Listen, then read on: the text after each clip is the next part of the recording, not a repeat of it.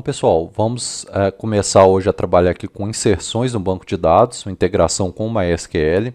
Volto a repetir, o foco aqui não é construção de formulário, não é design CSS, mas sim o foco na integração front, back-end com o banco de dados MySQL.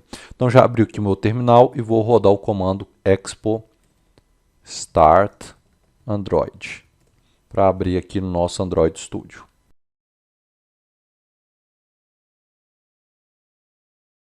Na nossa screen home eu pus apenas um botão cadastro aqui, ó, que vai linkar para a screen de cadastro. Deixa eu explicar o que eu fiz aqui. Então aqui, o primeiro passo é eu construir uma screen de cadastro, que é essa screen aqui, dentro aqui de views, tá bom? Cadastro.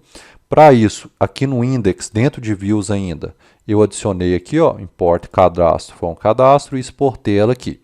E na nossa app.js, que é o nosso entry point, eu importei a nossa cadastro from views aqui. E no nosso Stack Navigator eu adicionei a cadastro aqui. Tá bom? Então, basicamente, é isso que eu fiz. Para você linkar, navegar entre as screens, né? Aqui na Home, que é a tela inicial ali, eu apenas coloquei um Touch Opacity aqui com um Navigation.navigate para screen de cadastro aqui, ó. Então, o botão só com OnPress ele manda para screen de cadastro. Aqui na Export Default Function, a gente pega a destruturação Navigation que eu usei aqui, ó, no OnPress do botão aqui, tá? Então, coisa bem simples aqui. Falando um pouquinho aqui sobre a tela de cadastro. Aqui na tela de cadastro eu estou usando UseState, UseEffect do React, Image Keyboard, né, alguns componentes aqui, e estou importando o nosso CSS externo. Aqui no nosso asset CSS, ó, eu tenho todas as estilizações, depois eu vou deixar lá na plataforma de ensino, webdesignfoco.com. Então, todas as estilizações de formulário, esse tipo de coisa já está lá. Aqui eu estou usando um touch without feedback, só para quando der o usuário clicar na área em branco ali, ele fechar o teclado, né? Aqui eu estou com uma view container, com flex zoom para ocupar toda a tela ali. Aqui aquela imagem superior ali, que é essa Pokémon aqui de cima, né? E aqui eu tenho os campos, ó, o text input, digite o seu nome, digite seu e-mail e digite sua senha, cada um com o estilo input, que está ali no nosso CSS. No fim eu tenho um touch opacity aqui, que é um botão com style css.button, tá? Então já está tudo aqui prontinho. Toda a parte front já está prontinha aqui para a gente digitar. Primeiro passo que a gente tem que fazer sempre que a gente tem formulários é o seguinte. Eu tenho três tipos de estados aqui, que é o nome, o e-mail e a senha. Então aqui, ó, na parte superior aqui nós já vamos criar esses estados. Aqui em cima eu vou criar const, né?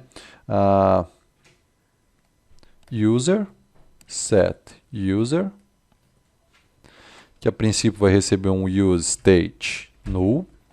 Vamos fazer isso também para senha e set senha. E vamos fazer isso também para e-mail, né, e set e-mail, que são os dados dos usuários ali. Então aqui, quando a gente tiver o on change text, a gente vai chamar aqui uma funçãozinha com parâmetro text, que vai passar lá para o nosso set. Primeiro aqui é o user, vai passar esse text. Mesma coisa nós vamos fazer nos inputs de baixo aqui, só substituindo aqui por set email, e aqui nós vamos ter o set senha, né?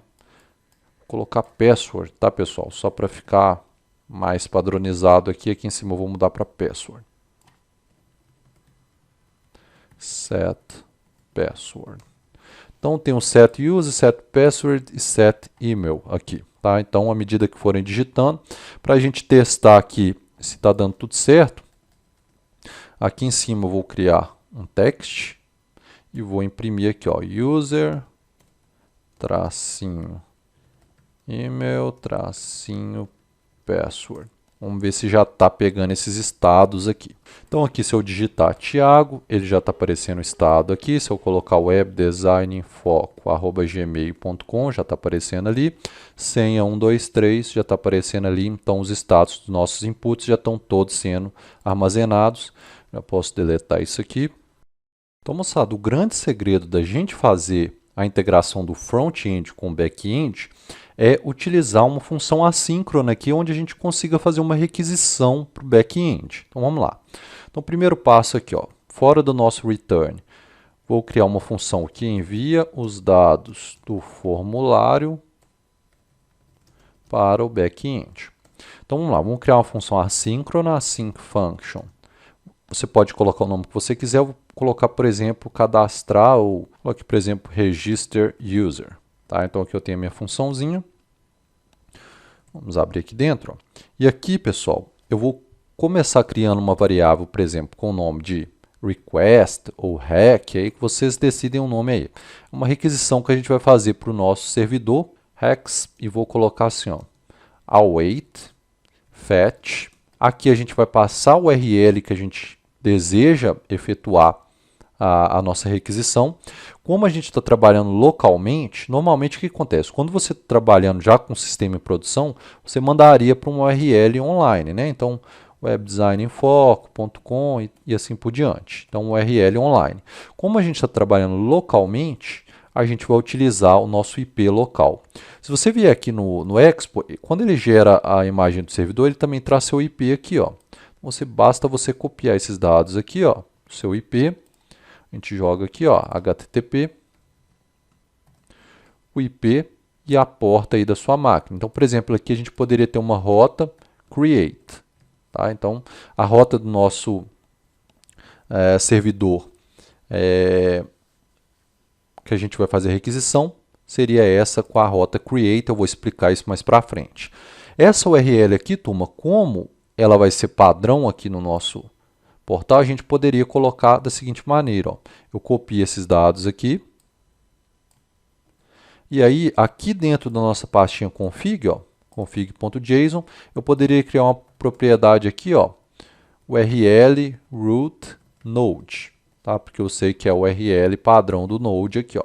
Então, tá aqui o URL root node. E aí, aqui na nossa cadastro, eu importo config from config.json, que é esse arquivinho aqui, que eu acabei de colocar ali.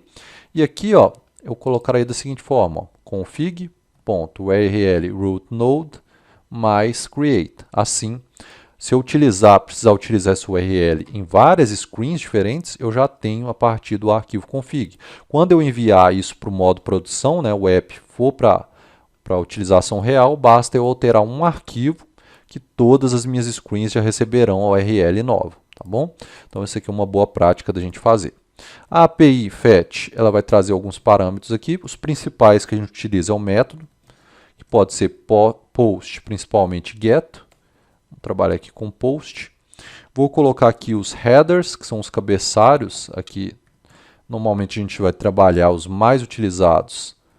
São application/JSON.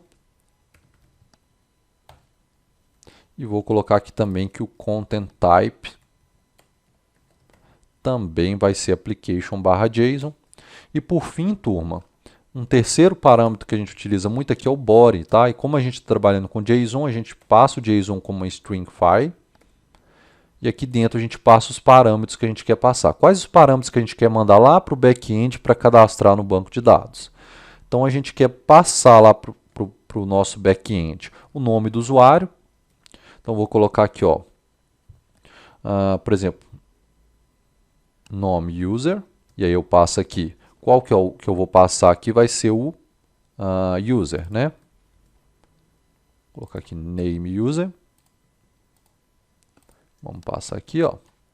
Vamos chamar também o password user. Então, aqui, password user. E aí eu vou pegar aqui o password, que é o nosso status password.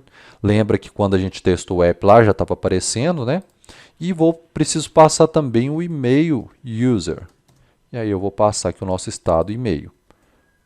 vamos entender o que eu fiz aqui no geral. Ó. Então, eu criei uma variável hex, ela vai receber, vai ficar em espera, né, até ser acionada. Vou chamar a API fetch do JavaScript, vou mandar para a URL e para a rota create, isso aqui eu vou explicar na próxima aula, passando um método post. Os headers eu estou dizendo que eu quero trabalhar com JSON. E o body é quais informações que eu vou passar. As informações são as informações do nosso formulário, user, password, e-mail. Esses nomezinhos é o que eu vou receber lá no meu back-end. Né? Então, name user, password user e email user é o que eu vou receber lá no nosso back-end. Tá bom? Então, essa parte toda aqui é basicamente a gente está fazendo uma requisição dos dados que o usuário está digitando lá para o nosso back-end, beleza?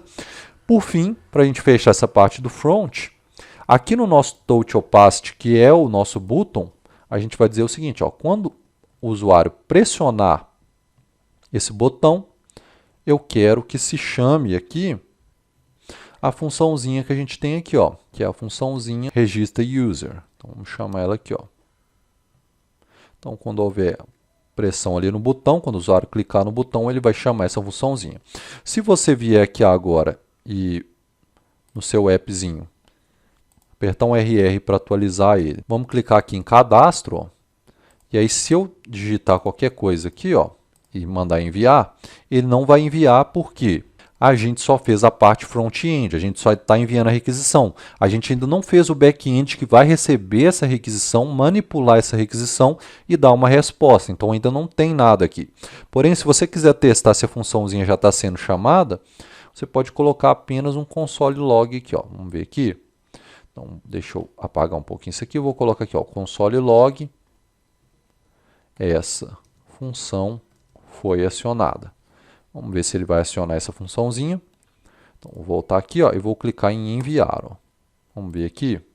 Aqui, ó, essa função foi acionada. Ou seja, quando o usuário clica no botão, né, então, se ele clicar no botão, vai dar o log aqui. Ó, essa função foi acionada, ou seja, está sendo chamada a função registra user quando o usuário clica no botão ali.